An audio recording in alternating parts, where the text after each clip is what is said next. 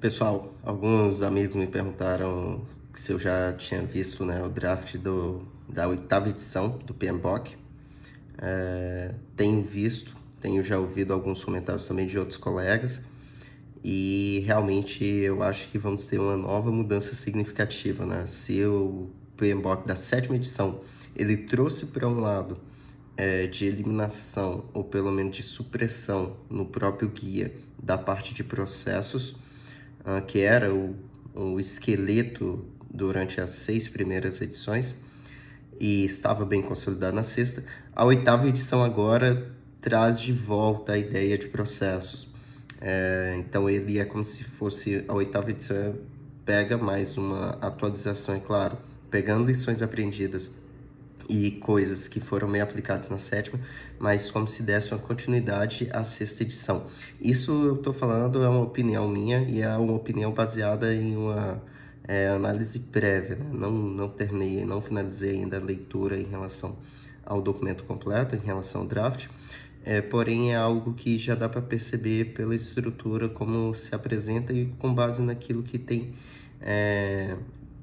sido dito dentro da comunidade. Um outro ponto também importante que eu vejo, e aí também é uma opinião minha, ainda não é algo difundido e consolidado, mas que da mesma forma como quando se lançou a sétima edição, não houve um abandono por completo da sexta edição, eu também penso que essa oitava edição, ela talvez não elimine por completo a ideia trazida dentro da sétima. Eu acho que é um complemento. Acho que assim como houve uma convivência com o PMBOK da sexta e da sétima edição, eu acredito que seja possível enxergarmos uma convivência também do PMBOK oitava edição e da sétima edição. Principalmente porque o da sétima edição era como se fosse, digamos assim, o próprio Ricardo Vargas trazia aquela ideia de guarda-chuva de boas práticas, cobrindo o modo de se gerenciar projetos, então não é algo que há por que se abandonar. Talvez o da oitava edição tenha buscado agora a ideia de ser algo mais voltado para aquela saudade, né, que as pessoas ficam de ter, né? Não vou falar um manual, não vou falar uma receita de bolo, mas de ter uma base de processos e como aplicar os mesmos de uma maneira mais ordenada e também, principalmente em contextos que talvez fujam um pouco do aspecto da agilidade, né? É um pouquinho mais voltado para uma gestão mais tradicional dos projetos. Adriano, você vê isso como um impacto em relação ao contexto da agilidade?